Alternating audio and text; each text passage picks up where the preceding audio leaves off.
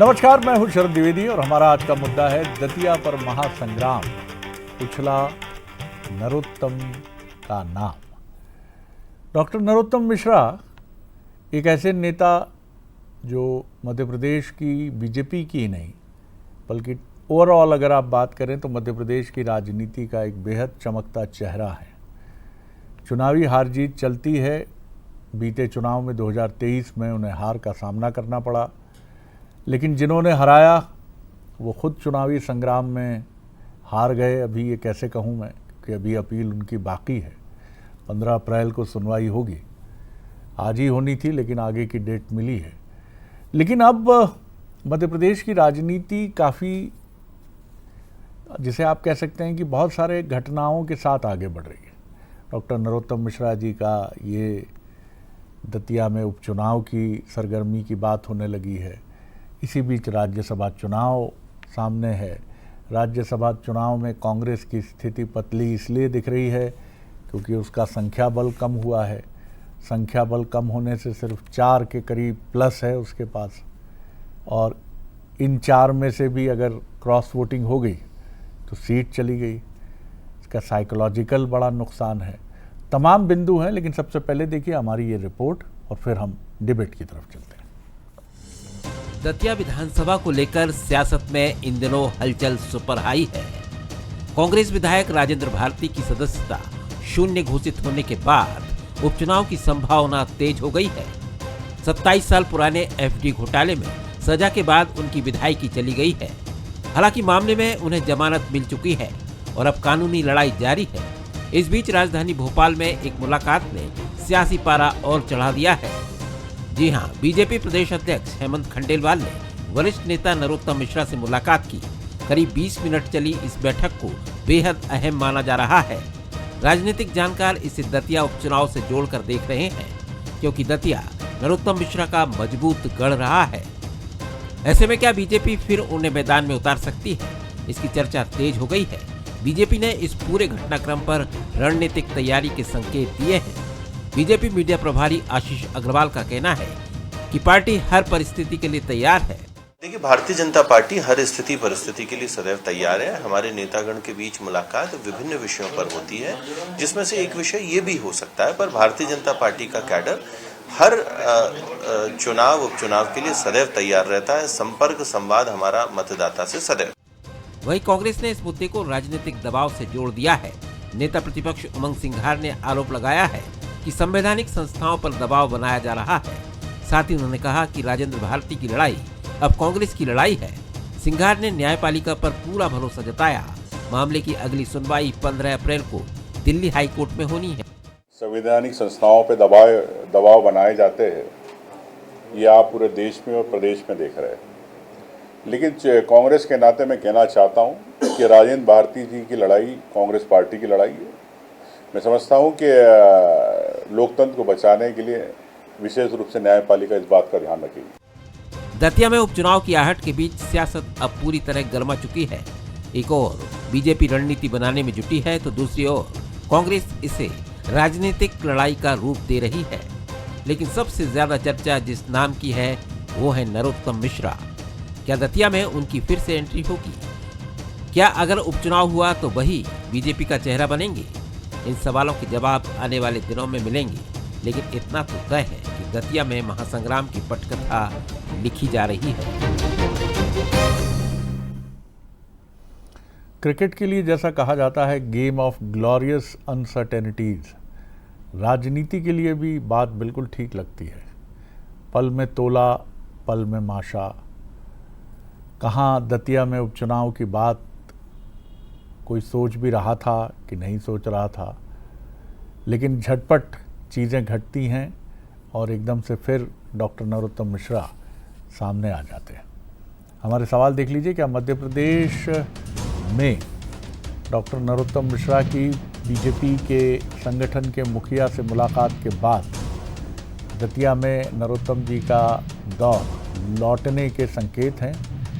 क्या भारती की लड़ाई को पार्टी की लड़ाई मानकर माहौल बना पाएगी कांग्रेस? सीक्रेट मीटिंग में दतिया उपचुनाव पर ही बात हुई या कुछ और भी मुद्दा?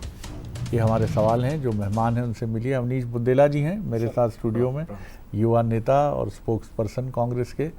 यशपाल सिंह सिसोदिया जी हैं, सीनियर लीडर हैं बीजेपी के, पूर्व विधायक हैं, और जैसा हम उनके लिए बार बार कहते हैं, भविष्य के लिए अनंत संभावनाएं खुली हैं, जैसे अब नरोत्तम जी के लिए खुली हैं।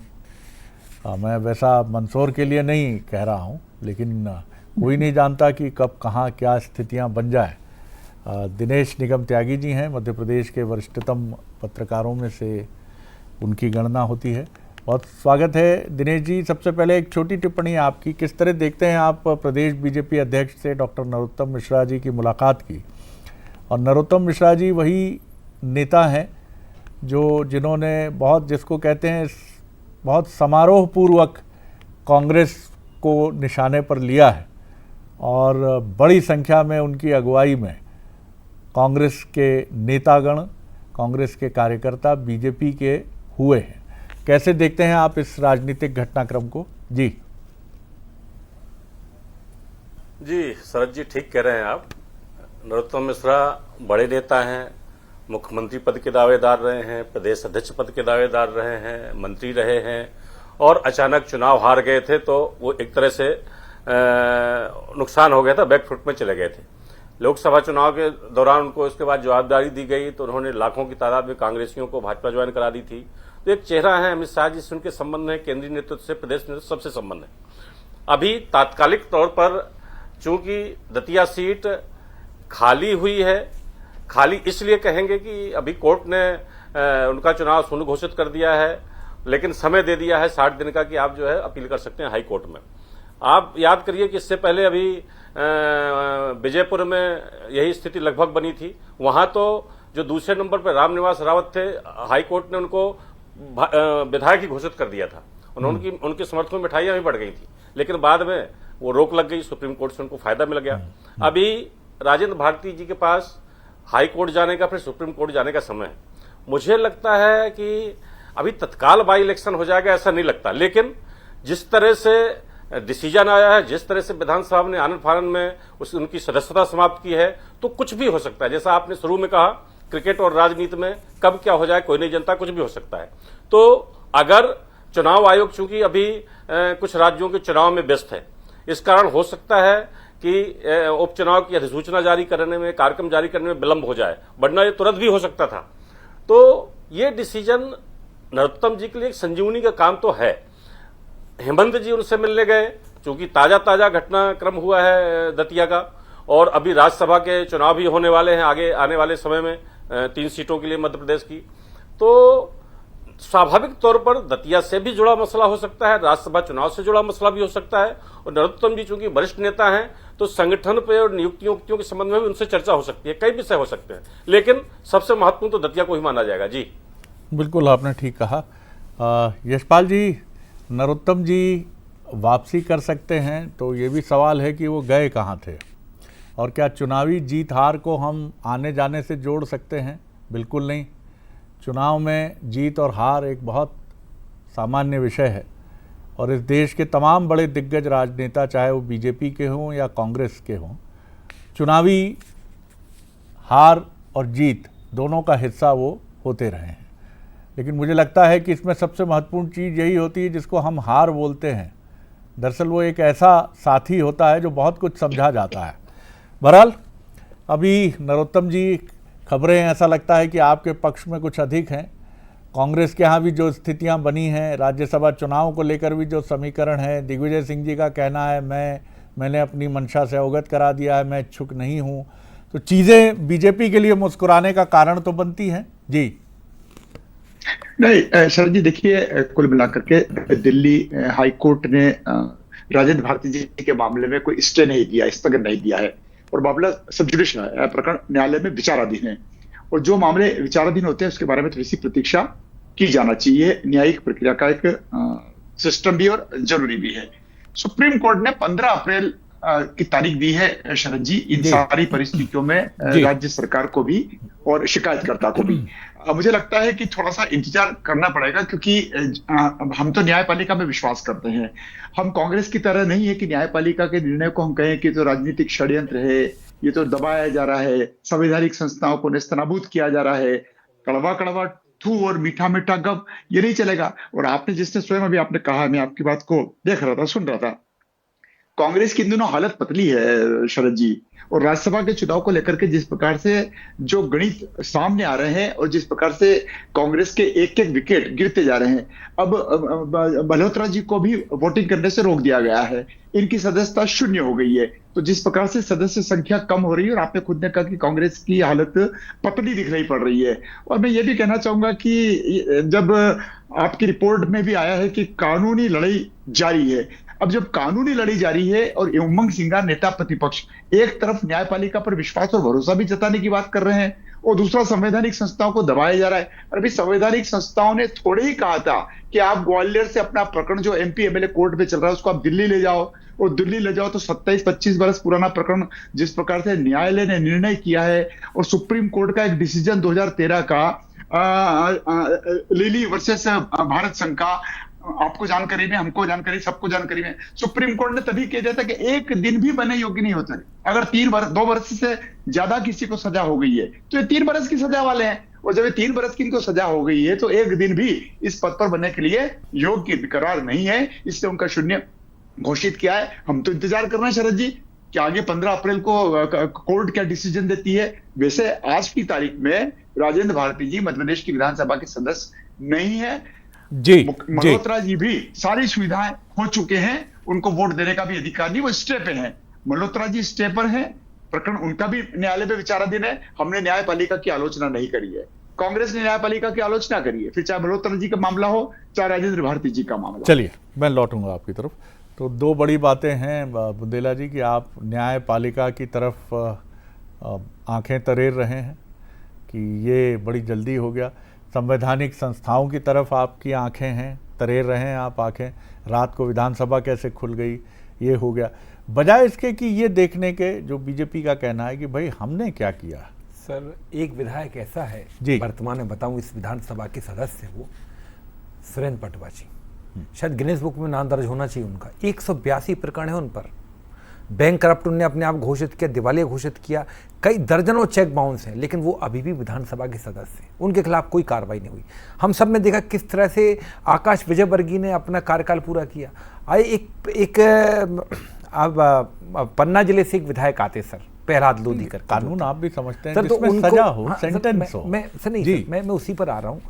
तो सर देखिए क्या है कि कानून को देखिए, कानून हम मान रहे हैं सबके लिए समान है, लेकिन फिर भी सर ऐसा हम देख रहे हैं कि वर्तमान में जो इस तरह की संस्थाएं जो इसमें प्रमुख लोग बैठे हैं, जैसे हम बात करें कि जो विधानसभा के उस दिन सचिव थे जीतू पटवारी जी भी उस दिन रात को गए, तो उनको सबको देखने का नजरिया कुछ अलग है। हमें अलग चश्मे से देखते हैं, उनको अलग चश्मे से देखते हैं।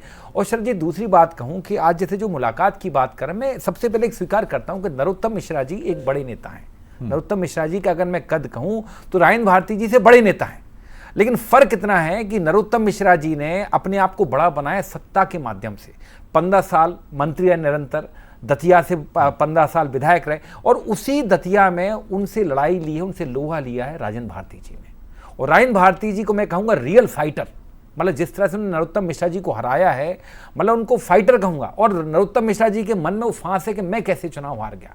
और मैं बता रहा हूँ शरद जी इतना आसान नहीं है। हम आज सब हम कयास लगा रहे हैं कि वो खंडेलवाल जी से मिल रहे हैं, मुझे तो शक है कि नरोत्तम मिश्रा जी, पहली बात तो मैं आपको बता दूं, हमें अभी भी न्यायपालिका पर भरोसा है। ये एक व्यवस्था है। राहुल गांधी जी को भी इन्होंने उनकी संसद सत्ता खत्म की थी, लेकिन राहुल गांधी जी बाकायदा बहाल हुए थे। और जो अभी मुकेश मल्होत्रा जी की बात आ रही सर, उनके बारे में भी ये कहा गया मिठाइयाँ बढ़ गई, खुद अभी आपके इसमें ही चर्चा हो रही थी सर, अपने त्यागी जी ने कहा। और क्या हुआ उसके बाद? और जहां तक बात इनकी राजेंद्र भारती जी की, हमारे पास समय 60 दिन का समय दिया सर। एमपी एमएलए कोर्ट का निर्णय है ये हाईकोर्ट में तो अब निर्णय गया है, हाईकोर्ट के बाद ये निर्णय सुप्रीम कोर्ट जाएगा, तो इतना आसान नहीं है। और सर हमारी जानकारी ये कहती है कि नरोत्तम मिश्रा जी का प्रयास है कि हम आचार संहिता लगवा दें, दतिया में चुनाव घोषित करवा दें। ये हमारी ये पुख्ता जानकारी है कि निर्वाचन आयोग से भी ये कहीं ना कहीं मिलने वाले हैं, लेकिन इनको आज मनाही हुई है कि ये संभव नहीं है, क्योंकि अभी कोर्ट का निर्णय नहीं आया। क्योंकि इनका ऐसा मानना है कि अगर चुनाव की तारीख घोषित हो जाए ना सर, तो इनको लगता है कुछ नहीं हो पाएगा। लेकिन सर इनको शायद जानकारी नहीं है, अगर ये निर्णय हो गया ना सर, तो शायद आज़ाद भारत का इससे शर्मनाक निर्णय कोई नहीं होगा। और इस विषय में मेरी जानकारी है क्या जो प्रमुख सत्ता के लोग हैं, उसमें मुख्यमंत्री जी भी हो सकते हैं, राज्यपाल भी हो सकते हैं, उनने मना किया है। क्योंकि नरोत्तम मिश्रा जी सब जानते हैं ये कोई विधायक बनने के लिए थोड़ी चुनाव लड़ रहे हैं, ये कोई विधायक बनने या मंत्री बनने के।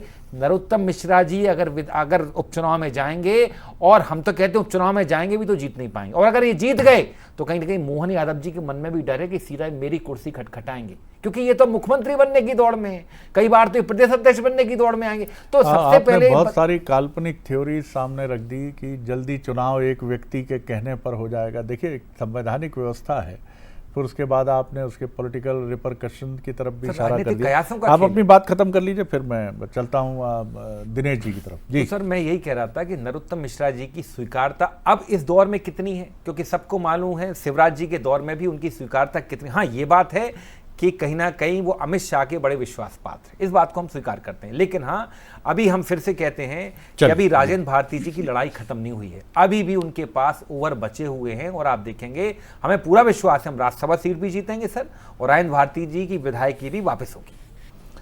दिनेश जी, यहाँ एक मनोवैज्ञानिक सवाल ये है कि जो उठता है सवाल कि मान लीजिए जैसे अभी कई सारी काल्पनिक थ्योरी, 2 थ्योरीज रखी हैं अवनीश जी ने कि उसके राजनीतिक प्रभाव क्या होंगे, चुनाव जल्दी कराया जाएगा, देश में अपनी तरह का पहला मामला होगा, कराया जा सकता है। सवाल ये भी है कि मैं भी काल्पनिक थ्योरी रख रहा हूँ कि चलिए राज्यसभा सीट में गड़बड़ हो गई, क्रॉस वोटिंग हो गई, चलिए मान लिया हमने ये भी मान लिया कि आपके विधायकों की संख्या कम हो गई, ये भी मान लिया हम चलिए ये भी मान रहे हैं कि जो 3-4 करेंगे, अगर अभी तो कहीं कुछ नहीं हो रहा है, लेकिन अगर वो हो भी गया, लेकिन क्या कांग्रेस अपने माइनस पर निगाह रखते रखते प्लस हो पाएगी? ये सब कुछ भी हो जाए, लेकिन आपको अपनी तैयारी, अपना मनोबल, इसको इंटैक्ट रखना है। जब 2 सांसदों की पार्टी आज इतने बड़े उत्तर भारत के राज्यों में आज शासन कर रही है बीजेपी, तो ये कोई मुश्किल काम नहीं है कि आप अगर अपने सो कॉल्ड फेलियर्स पर निगाह रखेंगे या उसके लिए बीजेपी को आरोपित करेंगे, क्या आप अपनी तैयारी, अपने मनोबल को इंटैक्ट रख पाएंगे? जी त्यागी जी। जी बिल्कुल सर जी, सेकंड है, कांग्रेस को अपनी तैयारी करना चाहिए। सिर्फ कल्पना के तौर पर क्या होने वाला है नहीं कहना चाहिए, लेकिन कुछ ना कुछ पहलू होते हैं। कांग्रेस चूंकि विपक्ष में है, भाजपा लगातार जीत रही है, भाजपा लगातार प्रेस कर रही है, तो एक बात होती है। जैसे पिछला चुनाव भी नरोत्तम मिश्रा जी हारे हैं, 7,000 कुछ वोटों से हारे थे। तो पिछली बार आम चुनाव था, आम चुनाव में स्थिति ये थी कि कमलनाथ भी आ सकते हैं, कोई भी आ सकता है, ऐसा कुछ माहौल बना था प्रदेश के अंदर। इसके पहले भी नरोत्तम मिश्रा जी जो इसके पहले का चुनाव लड़े थे, वो भी बहुत ज्यादा वोटों से नहीं जीते थे। तो अब राजनीति में कुछ भी हो सकता है। कांग्रेस चूंकि विपक्ष में है, तो कांग्रेस तो संवैधानिक संस्थाओं पे आरोप लगाएगी। और जैसे कुछ हालात बन, जैसे मान लीजिए शरद जी, इससे पहले भी कई उदाहरण हुए विधायकों की सदस्यता जाने, आशा रानी सिंह की सदस्यता गई थी, प्रहलाद की सदस्यता गई थी, अपने राहुल लोधी की सदस्यता, कई लोगों की सदस्यता गई थी। लेकिन ऐसा पहली बार हुआ भाई, जैसे मैं वो देवेंद्र वर्मा जी हैं, विधानसभा के पूर्व सचिव छत्तीसगढ़ के, उनसे बात कर रहा था, तो कह रहे थे कि कोई भी कार्रवाई जो संवैधानिक संस्थाओं की है, उसको ऐसे होना चाहिए कि न उसको धीमी दिखना चाहिए, न उसको तेज दिखना चाहिए, वरना मैसेज गलत चला जाता है। तो 3 साल अगर सजा हुई है तो उनकी सदस्यता जानी है, कोर्ट का निर्णय है। लेकिन उसके लिए मुझे लगता है रात में विधानसभा नहीं खुलवाना थी और रात में कार्रवाई नहीं करना चाहिए। ये सावधानी विधानसभा को बरतनी चाहिए थी। जहां तक राज्यसभा चुनाव का सवाल है, राज्यसभा चुनाव में बिल्कुल सही है, एक जो है मुकेश मल्होत्रा की सदस्यता भले बच गई है, लेकिन वोट नहीं डाल पाएंगे। राजेंद्र भारती की सदस्यता चली गई, अभी कोर्ट से राहत नहीं मिली है। इनकी एक निर्मला सप्रे हैं, वो बीच में अधर्म लटक रही हैं, कभी कह देती हैं भाजपा में हूं शामिल दिखती हैं, और कोर्ट में कह दिया कि नहीं, तो कांग्रेस में ही है। इसके अलावा 2-4 आपने देखा है कि भाजपा ने चुनाव में बड़े बड़े काम कर दिए हैं, ऑपरेशन लोटस के नाम पर, या ऑपरेशन लोटस इसको नाम दिया जाता है।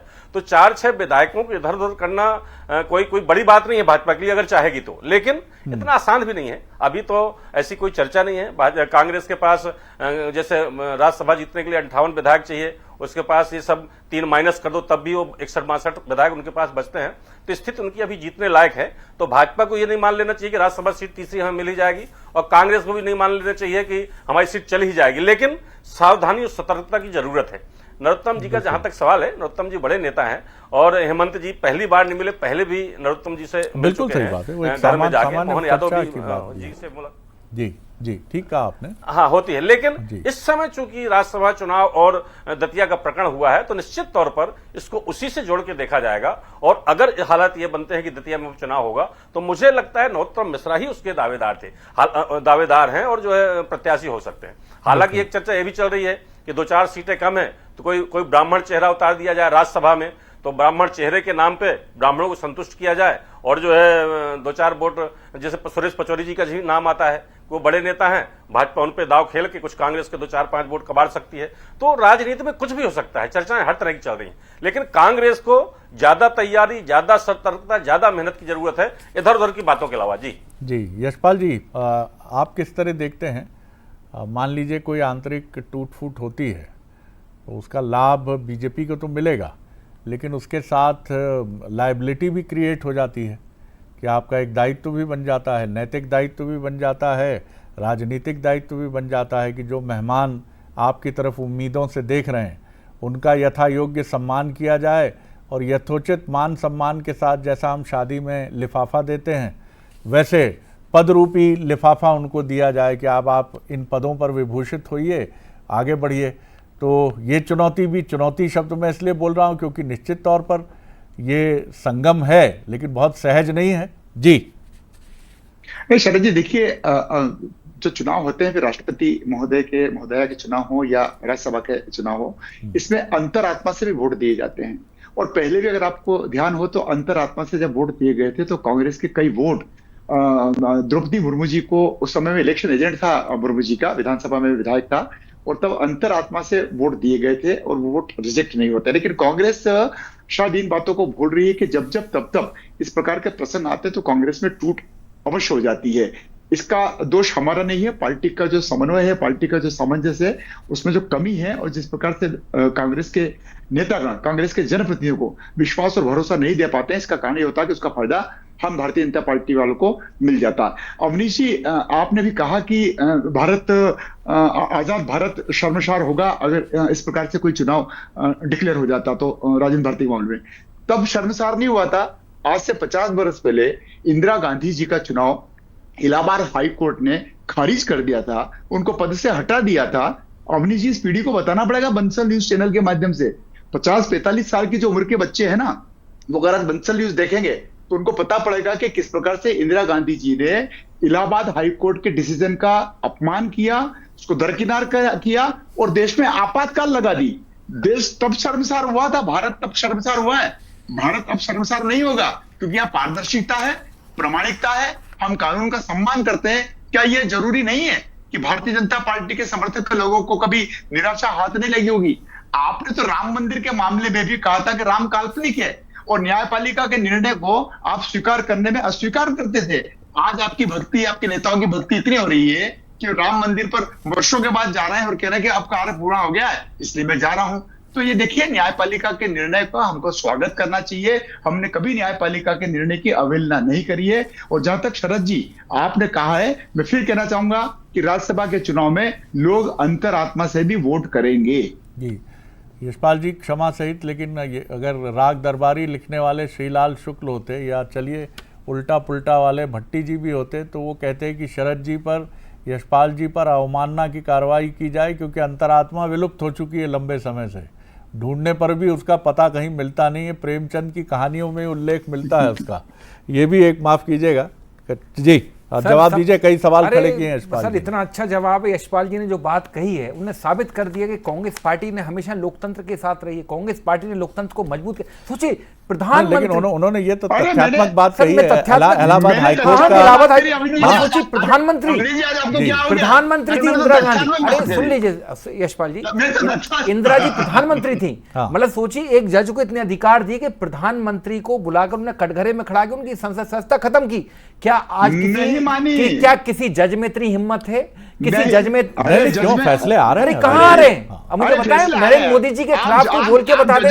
और पहली बार, एक बार नहीं, एक बार याद करें, एक और हमारे प्रधानमंत्री थे नरसिम्हा राव जी, उनको भी एक जज ने, लेकिन हमने कभी संवैधानिक संस्थाओं का गला नहीं घोटा। जो त्यागी जी ने बड़ी अच्छी बात कही कि इतनी जल्दबाजी नहीं करना चाहिए थी कि आप, उनका मूल सवाल जो था कि इंदिरा जी ने उसको पालन नहीं किया उस आदेश का। आदेश का पालन किया ना सर। आप बताएं, वो उपचुनाव में गए, मैं आपातकाल लगा दिया। अरे आपातकाल की बात करिए जरा। आडवाणी जी को, emergency अरे आप डिस्टर्ब ना करें सर, आप बहुत वरिष्ठ हैं। आडवाणी जी को पढ़ लीजिए। आडवाणी जी ने कहा है कि अघोषित इमरजेंसी चल रही है पूरे देश में। ये हमने नहीं कहा, आपके नेता लालकृष्ण आडवाणी जी ने कहा है। और ये अघोषित इमरजेंसी है जो निरंतर देश में चल रही है। मैं आपके नेता की बात कर रहा हूं, आप उसकी बात चलिए सर, आप बहुत वरिष्ठ हैं। इंदिरा जी ने आपातकाल क्यों लगे, चलिए बता दीजिए आप क्यों लगे। बताइए बुद्देला साहब, वक्त देखिए, आपातकाल के ऊपर हम विचार चर्चा करने के लिए नहीं बैठे हैं। आपातकाल क्यों लगा इस पर कई बार चर्चा हो चुकी है, ठीक है। और मैं जहां तक बात कहूं, आज जो चर्चा हो रही है, देखिए मैं साफ कहूं कि जो दतिया का चुनाव शरद जी जब भी रहा है नरोत्तम मिश्रा और इनके भारती जी के बीच में, तो चुनाव कभी एक तरफा नहीं रहा है। नरोत्तम मिश्रा जी 3 बार चुनाव लड़े। इन्होंने सबसे बड़ी जो जीत दर्ज की थी वो की थी वहां पर जो घनश्याम सिंह जी पर। घनश्याम सिंह जी को इन्होंने 20,000 वोटों से हराया था। फिर जब घनश्याम सिंह जी के बाद जब ये इनसे लड़े तो पहला चुनाव ये इनसे 9,000 से जीते। उसके बाद वाला चुनाव ये जो है मात्र 2,200 वोटों से जीते थे 2018 का, और इस बार का चुनाव 7,500 वोटों से हारे हैं। तो अगर उपचुनाव भी होगा तो त्यागी जी ने बड़ी सटीक बात कही है, ये चुनाव इतना आसान नहीं होगा नरोत्तम मिश्रा जी के लिए, क्योंकि ये उपचुनाव है। और नरोत्तम मिश्रा जी ने भी अपनी ही पार्टी में कोई कम गड्ढे नहीं खोदे हैं। इसको मैं भी जानता हूं, आप भी जानते, ठीक है, हम स्क्रीन पर ना कहें, क्योंकि नरोत्तम मिश्रा जी में एक बात को स्वीकार करता हूं कि स्क्रीन के मीडिया के बड़े फेस हैं, बड़े मीडिया फ्रेंडली हैं, सबसे अच्छे संबंध हैं। हाँ, अगर उस तुलना में मैं कहूं, रायन भारती कमजोर पड़ जाते हैं, लेकिन हाँ, रायन भारती दतिया के जमीनी नेता हैं, धरती पकड़ नेता। नरोत्तम मिश्रा जी तो बाहर के हैं, डबरा के हैं। आपके लिए लेकिन मुख्य मुद्दा यही है कांग्रेस के लिए कि आप अपनी ताकत पर काम करिए। आपके पास जो भी नेता हैं, चाहे वो राजेंद्र भारती हों या तमाम इस तरह के नेता जिनके पास स्ट्रेंथ है, ताकत है, उनको बचा के रखें, उनके मनोबल को इंटैक्ट रखें और आगे की लड़ाई के लिए तैयार रखें, क्योंकि आगे की लड़ाई ही मुख्य लड़ाई है। ये छोटे मोटे किले हैं, इनमें जीत और हार से न बीजेपी की सेहत पे कोई बहुत फर्क पड़ता है। आपके लिए जरूर एक मनोवैज्ञानिक दबाव की स्थिति बनती है कि आप लगातार पीछे छूट रहे हैं, लेकिन फिर भी बड़ी लड़ाई 2028 के चुनाव की है। उस लड़ाई के लिए आपकी क्या रणनीति है, आपके वरिष्ठ और आपके युवा नेताओं का समन्वय कैसा है, आपके लिए बॉटम लाइन यही है कि यही सबसे महत्वपूर्ण है। राज्यसभा का चुनाव, नरोत्तम जी का चुनाव, भारती जी का चुनाव, तमाम चीज़ें ये सब चलती रहेंगी। ये भी एक, मैं मानता हूँ कि एक द्वंद्व का हिस्सा तो होता ही है, लेकिन फिर भी बॉटम लाइन यही है कि हमें लड़ना है और संघर्ष में बने रहना है। बहुत शुक्रिया आप तीनों मेहमानों का। आगे देखिए हमारा न्यूज़ बुलेटिन प्राइम मेट्रो। नमस्कार।